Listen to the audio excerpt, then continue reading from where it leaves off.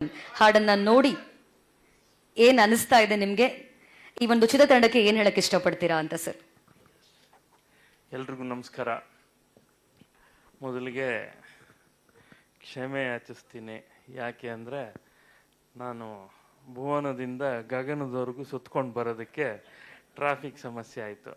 ಇಲ್ಲಿಗೆ ಬಂದ್ಬಿಟ್ಟೆ, ಇಲ್ಲೇನೋ ಬ್ಲಾಕ್ ಮಾಡಿಬಿಟ್ಟಿದ್ದಾರೆ, ಸ್ವಲ್ಪ ಊರು ಸುತ್ಕೊಂಡ್ಬರ್ಬೇಕಾಯ್ತು. ಹಾಗಾಗಿ ಕ್ಷಮೆ ಇರಲಿ.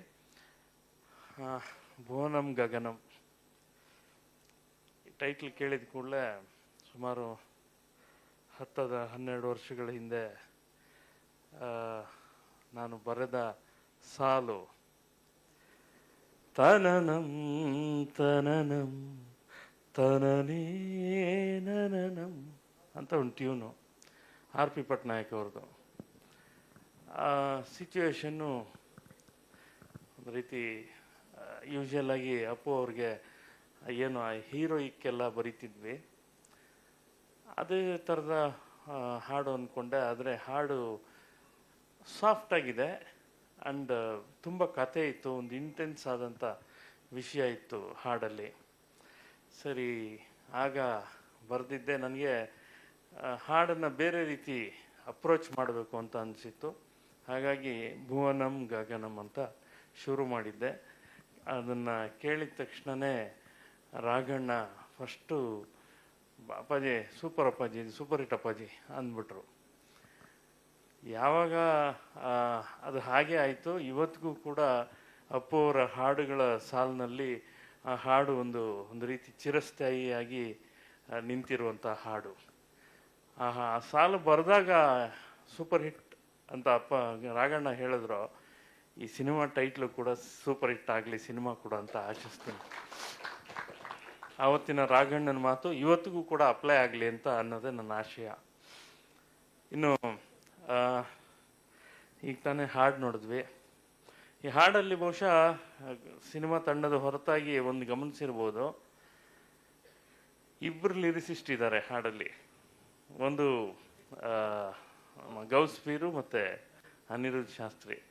ಈ ಥರ ತುಂಬ ಕಡಿಮೆ ಆಗುತ್ತೆ, ಅಪರೂಪಕ್ಕೆ ಯಾವುದಾದ್ರೂ ಹಾಡುಗಳಲ್ಲಿ ಈ ಥರ ಆಗೋದು. ನನ್ನ ಇಡೀ ಕೆರಿಯರಲ್ಲಿ ಒಂದೇ ಒಂದು ಹಾಡು ಹಂಗಾಗಿದೆ. ಅದು ಬಿಟ್ಟರೆ ಇನ್ಯಾವತ್ತೂ ಹಂಗಾಗಿಲ್ಲ. ಅಂದರೆ ಇದು ನಿರ್ದೇಶಕರು ಏನನ್ನು ಭಾಳ ಸ್ಪಷ್ಟವಾಗಿ ಬಯಸ್ತಾರೆ ಅನ್ನೋದನ್ನು ಸೂಚಿಸುತ್ತೆ. ಅದೇನೋ ಒಂದು ಕಂಪೋಸಿಂಗ್ ಟೈಮಲ್ಲಿ ಬರ್ಕೊಂಡ ಸಾಲುಗಳು ಇದೇ ಸಾಲು ಬೇಕು ಅನ್ನೋದು, ಮತ್ತು ಗೌಸ್ಪೀರ್ ಅಂತ ಒಬ್ಬ ಪ್ರೂವ್ಡ್ ಲಿರಿಸಿಸ್ಟ್,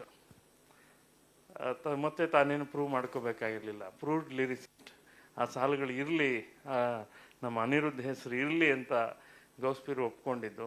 ಇವೆಲ್ಲ ದಾಖಲಾಗುವಂಥ ವಿಷಯಗಳು.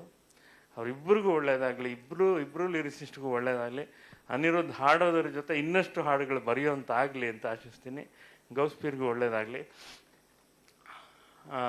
ಹಾಡಲ್ಲಿ ಇನ್ನೊಂದು ನೀವು ಗಮನಿಸ್ಬೇಕು, ಒಂದು ಎರಡೆರಡು ಸಾಲು ಅಂದರೆ ಒಂದು ಲೈನ್, ಅದಕ್ಕೆ ಈಗ ನೆಕ್ಸ್ಟ್ ಕೌಂಟರ್ ಲೈನ್, ಪ್ರತಿ ಸಾಲುಗಳು ತುಂಬ ಇಂಟೆನ್ಸ್ ಆದಂಥ ಜೀವನ ಪ್ರೀತಿಯನ್ನು ಮತ್ತು ಪ್ರೀತಿಯ ಬಗೆಗೆ ಇರುವಂಥ ಏನು ಆಸಕ್ತಿನ, ಪ್ರೀತಿ ಬಗೆಗೆ ಇರುವಂಥ ಏನು ಒಲವಿಗಿಂತ ಜಗದಲ್ಲಿ ಚೆಲುವು ಯಾವುದೂ ಇಲ್ಲ ಅನ್ನೋಂಥ ಒಂದು ಸಾಲು ಬರುತ್ತೆ ಸೆಕೆಂಡ್ ಚರಣ ಲಾಸ್ಟ್ಲಿ. ಸೊ ಒಲವಿಗಿಂತ ಚೆಲುವಿನ ಯಾವುದೂ ಇಲ್ಲ ಅನ್ನೋಂಥದ್ದು ಇಡೀ ಹಾಡು. ಹಾಗೆ ಭುವನ ಮತ್ತು ಗಗನವನ್ನು ಹೇಗೆ ನೋಡುತ್ತೆ ಇಡೀ ಸಿನಿಮಾ ಅನ್ನೋದನ್ನು ಸೋಲ್ ಆಫ್ ಭುವನಂ ಗಗನಂ ಅಂತ ಮಾಡಿದ್ದಾರೆ. ಅದು ನಮಗೆ ಸಿನಿಮಾ ನೋಡಿದ್ರೆ ಇನ್ನಷ್ಟು ಅರ್ಥ ಆಗ್ಬೋದು ಅನಿಸುತ್ತೆ. ನನಗೆ ಆನ್ ಸ್ಕ್ರೀನಲ್ಲಿ ಪೃಥ್ವಿ ಅಂಬರ್ ಅವರು ಅವ್ರ ಪರ್ಫಾರ್ಮೆನ್ಸ್ ನನಗೊಂದಷ್ಟು ಡೈರೆಕ್ಟರ್ ತೋರಿಸಿದ್ರು, ಮತ್ತು ಬೇರೆ ಹಾಡಲ್ಲಿ ರಿಲೀಸ್ ಆದಂಥ ಹಿಂದಿನ ಹಾಡಲ್ಲೂ ಕೂಡ ನೋಡಿದ್ದೀನಿ.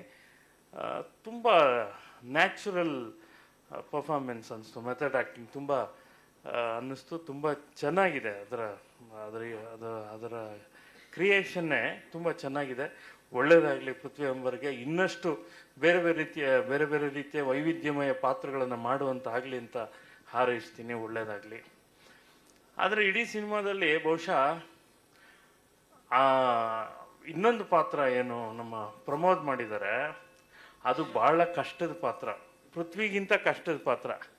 ಯಾಕೆಂದರೆ ಪೃಥ್ವಿಗಾದರೂ ಒಂದೇನೋ ಬೇರೆ ತಾನು ಅಲ್ಲದ್ದು ಇನ್ನೇನೋ ಮಾಡಬೇಕು ಅಂತ ಒಂದು ಕ್ರಿಯೇಷನ್ ಇದೆ, ಅದಕ್ಕೊಂದು ಕ್ಯಾರೆಕ್ಟರೈಸೇಷನ್ ಇದೆ. ಆದರೆ ಪ್ರಮೋದ್ಗೆ ಅದಿಲ್ಲ, ತಾನು ಹೇಗಿದ್ದಾರೆ ಹಾಗೆ ಮಾಡುವಂಥದ್ದು. ಅಲ್ಲಿ ಭಾಳ ಕಷ್ಟ ಆಗುತ್ತೆ, ಅಲ್ಲಿ ಸ್ಕೋರ್ ಮಾಡಬೇಕಂದ್ರೆ ಕಷ್ಟ ಆಗುತ್ತೆ. ಆದರೆ ಕನ್ನಡದ ಅತ್ಯಂತ ಭರವಸೆಯ ಮತ್ತು ಖಡಾಖಂಡಿತವಾಗಿ ಯಶಸ್ವಿ ಆಗಿರುವಂಥ ಈಗಾಗಲೇ ಈ ಇಬ್ಬರು ಹೀರೋಗಳ ಈ ಸಿನಿಮಾ ದೊಡ್ಡ ಯಶಸ್ಸಾಗುತ್ತೆ ಅನ್ನೋದು ನನ್ನ ಅಭಿಪ್ರಾಯ. ಯಾಕೆಂದರೆ ಇಬ್ಬರು ಪರ್ಫಾರ್ಮೆನ್ಸಲ್ಲಿ ಸುಮ್ಮನೆ ಹೆಂಗೋ ಹಾಡು ಫೈಟು ಹಿಂಗಿಟ್ಕೊಂಡು ಹೀರೋ ಆಗಿ ಒಂದು ಸಕ್ಸಸ್ ಕಂಡ ಹೀರೋಗಳಲ್ಲ. ಪರ್ಫಾರ್ಮೆನ್ಸಿಂದ ಅವ್ರನ್ನ ಗುರುತಿಸ್ಕೊಂಡವರು. ಅವರ ಎರಡು ಹಿಂದಿನ ಸಿನಿಮಾಗಳು, ನಮ್ಮ ರತ್ನನ್ ಪ್ರಪಂಚ ಆಗಲಿ ಅಥವಾ ನಮ್ಮ ಡೈರೆಕ್ಟರ್ ಸಿನಿಮಾ ಬಾಂಡ್ ರವಿ ಅಲ್ಲ ಅಲ್ಲಲ್ಲ ಡೈರೆಕ್ಟರ್ ಸಿನಿಮಾ ಆಗಲಿ, ಮತ್ತು ಪ್ರಮೋದ್ ಬಾಂಡ್ ರವಿ, ಇಂಗ್ಲೀಷ್ ಮಂಜಾ ಎಲ್ಲ ಸಿನಿಮಾಗಳು, ಮತ್ತು ಪೃಥ್ವಿ ಅವ್ರ ಸಿನಿಮಾಗಳು, ಹಿಂದಿನ ಸಿನಿಮಾ ದಿಯಾ, ಎಲ್ಲ ಸಿನಿಮಾಗಳನ್ನು ಗಮನಿಸಿದಾಗ ಅವರು ಪರ್ಫಾರ್ಮೆನ್ಸಲ್ಲಿ ತುಂಬ ಗಟ್ಟಿಯಾದಂಥ ಶಕ್ತಿ ಇರೋವಂಥವ್ರು ಅಂತ ಗೊತ್ತಾಗುತ್ತೆ. ಇನ್ನು ನಮ್ಮ ಡೈರೆಕ್ಟರ್ ಬಗ್ಗೆ, ಡೈರೆಕ್ಟರ್ ಹಿಂದಿನ ಸಿನಿಮಾದಲ್ಲಿ ಒಂದು ಸಾಂಗ್ ಬರೆದಿದ್ದೆ. ಮೋದಿಯವರು ಸ್ವಚ್ಛ ಭಾರತ್ ಅಭಿಯಾನ ಆರಂಭಿಸಿದರು. ಸರಿಯಾಗಿ ಇವರು ತಗೊಂಬಂದು ಒಂದು ಹಾಡು ಕೊಟ್ಟರು, ಸರ್ ಒಂದು ಒಳ್ಳೆ ಲವ್ ಸಾಂಗ್, ಬೇರೆ ಥರ ಒಂದು ಮಾಸ್ ಲವ್ ಥರ ಬೇಕು ಅಂತ. ಪಟ್ ಅಂತ ಸಾಲು ಬರೆದಿದ್ದೆ, ಸ್ವಚ್ಛ ಮನಸ್ಸು ಅಭಿಯಾನ ಅಂತ ಹಾಡು. ಅವರ ಈ ಸಿನಿಮಾ ಕೂಡ ಒಂದು ಹಾಡು ಬರೆದಿದ್ದೀನಿ. ಗಿರೀಶ್ ಮೂಲಿಮನಿಗೆ ಈ ಸಿನಿಮಾ ದೊಡ್ಡ ಯಶಸ್ಸಾಗಬೇಕು ಅನ್ನೋದು ನನ್ನ ಆಸೆ. ಆಗಲಿ ಅಂತ ಹಾರೈಸ್ತೀನಿ, ಒಳ್ಳೆಯದಾಗಲಿ. ನನಗೆ ಇನ್ನೊಂದು ತುಂಬ ವರ್ಷಗಳ ನಂತರ ಸಿನಿಮಾ ವಾಣಿಜ್ಯಕ್ಕೆ ಬಂದರೆ, ಬಿಸ್ನೆಸ್ ವಿಷಯ ಅಂತ ಬಂದರೆ, ತುಂಬ ಸಿನಿಮಾಗಳು ಕೆಲಸ ಮಾಡ್ತಿರ್ತೀವಿ. ಸ್ಕ್ರಿಪ್ಟ್ ಆಗಲಿ, ಅದರ ಹಾಡುಗಳಾಗಲಿ, ಬೇರೆ ಬೇರೆ ಸಂಭಾಷಣೆ, ಬೇರೆ ಕೆಲಸ ಮಾಡ್ತಿರ್ತೀವಿ. ಇತ್ತೀಚಿನ ಕೆಲವು ವರ್ಷಗಳಲ್ಲಿ ಒಂದು ಸಿನಿಮಾ, ಸ್ಟಾರ್ಗಳ ಸಿನಿಮಾ ಬಿಡಿ, ಅಂದರೆ ಸೂಪರ್ ಸ್ಟಾರ್, ತುಂಬ ಕಮರ್ಷಿಯಲ್ ಆಗಿ ಇರುವಂಥ ಸೂಪರ್ ಸ್ಟಾರ್ಗಳ ಸಿನಿಮಾ ಬಿಟ್ಟು ಪರ್ಫಾರ್ಮೆನ್ಸ್ ಓರಿಯೆಂಟೆಡ್ ಆರ್ಟಿಸ್ಟು ದೊಡ್ಡ ವಾಣಿಜ್ಯ ಇದೆ ಅಂತ ನಾನು ಭಾವಿಸೋದಿಲ್ಲ ಈ ಇಬ್ಬರು ಹೀರೋಗಳಿಗೆ.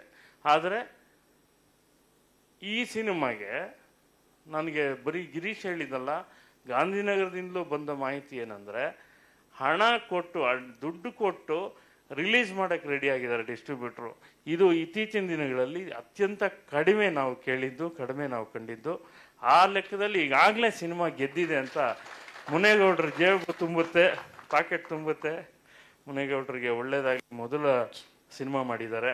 ಅವ್ರಿಗೆ ಈ ಸಿನಿಮಾದ ರುಚಿ ಸಿಕ್ಕಿ ಇನ್ನಷ್ಟು ಕಲಾವಿದರಿಗೆ, ಇನ್ನಷ್ಟು ತಂತ್ರಜ್ಞರಿಗೆ ಒಳ್ಳೆಯದಾಗಲಿ ಅಂತ ಹಾರೈಸ್ತೀನಿ ಸರ್.